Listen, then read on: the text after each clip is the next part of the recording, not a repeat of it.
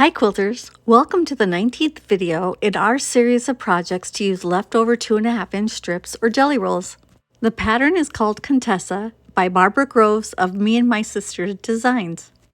The fabric requirements are 1 jelly roll plus 2 yards of a solid background. Of course, we're going to use scraps for our version. Early on in this series, I made a blue jelly roll, so that's what I'm going to use for the main part of this. I also picked out some of the blue strips from my strip bin. My blue jelly roll has all sorts of blues sewn end to end with a straight seam or a diagonal seam, but they're all different lengths of pieces. I'm just going to start by sewing some of the loose strips that I have onto this longer jelly roll piece. You can use leftover strips or a jelly roll. You will need to make 7 strip sets of 5 2.5-inch strips. I'm going to vary from the written directions on this pattern just a little bit, so instead of making 7 strip sets of 5 2.5-inch strips, I'm going to make strip sets that have either 3 or 2. I sewed for a very long time and used about 2/3 of my loose strips. When I thought I had enough, I decided to stop where I was sewing and then cut it apart where there were breaks between the strips. And yes, I probably should have used a larger scissors, but I couldn't find it in my messy sewing space, and I knew this one would work just fine. Once my pile is all cut apart, it's time to head to the ironing board to do some pressing. Cutting it into these smaller sections made the pressing a little easier. You can just press the seams to one side, or if you prefer, you could press the seams open. When you print the pattern will show you 3 different ways that they've made up the quilt, 3 different color combinations. I thought it would be fun to make it up in shades of a single color. It is such a great pattern for a jelly roll, but I think it's going to be even better for a scrap quilt. We're going to set aside about half of these strips, and then we're going to sew on another strip to the other half. I'm going to sew sets of 2 to the jelly roll strips that were on that roll.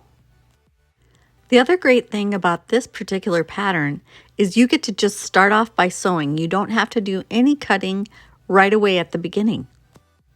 Especially if you're using a jelly roll, you just get to unwrap that jelly roll and start putting strips together. If I was using a jelly roll instead of just using my scraps, I would still do 7 strip sets of 3 and 7 strip sets of 2.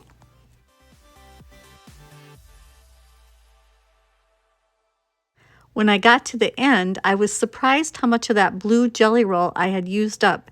It's a lot smaller than it was when I started. I'm going to set it aside so that I can use it for the binding, and in case I don't have enough strip sets made, I'll be able to use it to make more if I need to. The next step is to do a little bit more pressing. We can either press to one side, it doesn't matter what the other seam is doing because when we're sewing the blocks, you won't have any seams to match up. So you can press to one side, doesn't matter which way it goes, or you can press the seam open. Once I get done with pressing all of my strip sets that have 3, I'm also going to press my background fabric so that everything is nice and flat. Some of these pieces were a little beat up from being in my strip bin, so I want to make sure I have a nice flat surface to cut from. Now it's time to cut these into sections that are 6.5 inches wide. Depending on how confident a cutter you are, you can either cut each of these strip sets separately and do one at a time, or you can stack multiple layers and cut multiple layers at once. You will need to have 42 of these sections that are 6.5 inches. These sections should be square. They should be 6.5 inches by 6.5 inches. You will also need to cut 42 of the sections that are 2 across. When you cut those, they should measure 4.5 inches by 6.5 inches. You can cut the strip sets singly, or you could stack them and cut multiples at one time. When stacking them, I like to offset them a little bit so that the seams don't bunch up in one area. They're kind of set off from each other. When I got done cutting, I realized I had 35 sections of the 3 wide and 49 sections of the 2 wide. So I had to add extra strips to some of the 2 wide strips to make them 3 so that I had 42 of each. I was kind of just guessing as I was sewing on how much I would need, and I was lucky I got that close. We also need to cut the background fabric. For the background fabric, you need 42 sets of 2 strips that are 2.5 inches by 10.5 inches. That's a total of 84 rectangles that are 2.5 inches by 10.5 inches. I cut some of these singly and some of them multiples at once, just depended on how long the pieces of fabric were. You could also do each strip is a totally different fabric, but I had decided I wanted to have on my single block the rectangles that are sewn to opposite sides be the same fabric. If you do pick one background fabric, you're going to need about 2 yards cut into 2.5 inch strips to get all of the rectangles you need, and it would give the quilt a little bit more of a cohesive look to have all one fabric for the background. But I'm trying to use up these scraps, so I'm going to stick to different colors for the background. Now it's time to sew my sets of 3 to my sets of 2 so that I have 42 sets of 5 rectangles. The reason I would do it this way also with jelly roll strips, if I'm using just one single jelly roll, would be that I get a little bit more variety in the blocks. If you have a strip set that's the full width of fabric, you'd end up with 6 segments that were exactly the same. But if you do it in sets of 3 and sets of 2, you could mix them up a little bit more to get some more variety in your blocks.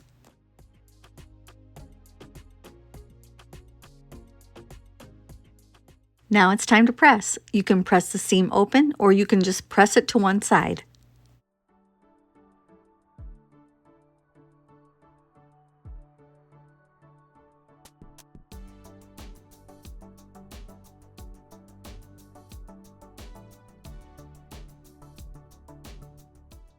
Now it's time to add the background rectangles to the opposite sides of the strip sets. As I picked up the background rectangles, the set of 2 from the pile, I would sew one onto the strip set and I'd put the other one into a tidy stack right side up. You're going to sew through the entire stack, all 42 of the strip sets.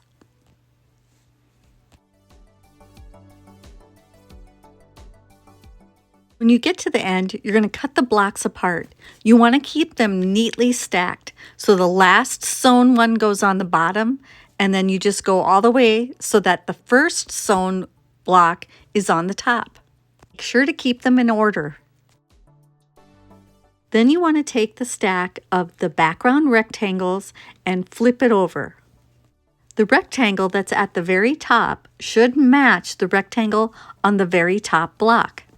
If you have carefully stacked them, they should be in the exact order that you need them to be. Sew the remaining rectangles onto the other side of the strip set. Rotate the block stack 180 degrees so that the unsewn side is closer to you. That way it's easier to add the next rectangle on. If you're new to our channel, please check the description below for a link that will take you to the playlist of all the videos in our 2.5 inch strip series.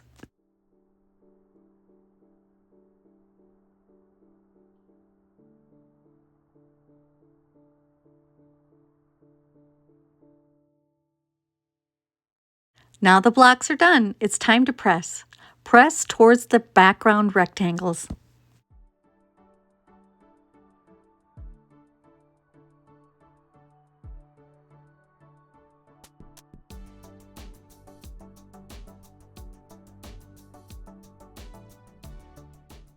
The next part is to sew all of the blocks into sets of 2. You're going to want to position the background rectangles to be horizontal on one block and vertical on the other. The beauty of this block is you never have to worry about matching up seams. For me, it was easiest if I always had the background fabric on top. Sew all of your sets of 2 exactly the same way. I knew that if I was ever sewing on the blue fabric, I was sewing it differently than I had before.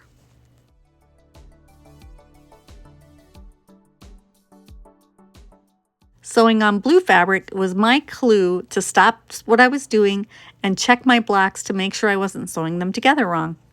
You should have 21 sets of 2 blocks. Set aside 7 of those sets and then sew the remaining 14 into sets of 4. If you've sewn them all correctly, they will alternate between horizontal and vertical strip sets. When I had sewn the sets of 2 together, the only thing I made sure was that each of the backgrounds were different fabrics. I didn't pay any attention to the blue fabrics that were in the blocks. As I'm sewing the sets of 4 together, I'm trying to also make sure that I don't repeat the same background fabric in a row. Once you have your 7 sets of 4 blocks, bring back those 7 blocks of 2 that you put together and make each of these rows into a set of 6. Fortunately, it worked out for me that each of my rows had all different background fabrics in each row. It just came down to pure luck.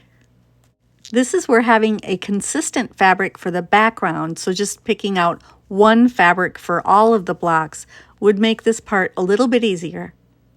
You should have 7 rows of 6 blocks.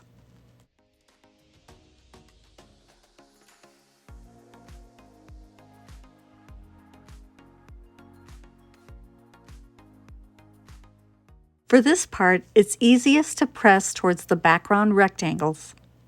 You will want to press all of the rows exactly the same. I found it easiest to press from the wrong side.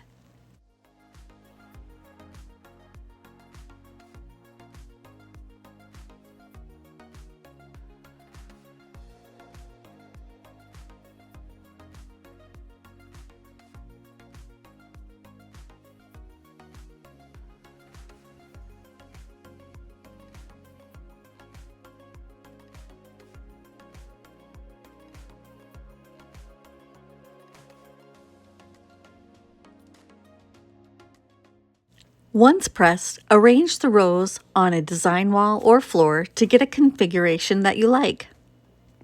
You will need to alternate every other row. The strip sets should alternate directions in each of the rows. If the strip sets are touching, something isn't right. I thought this looked good until I looked at it through a picture and saw that the middle strip sets were touching.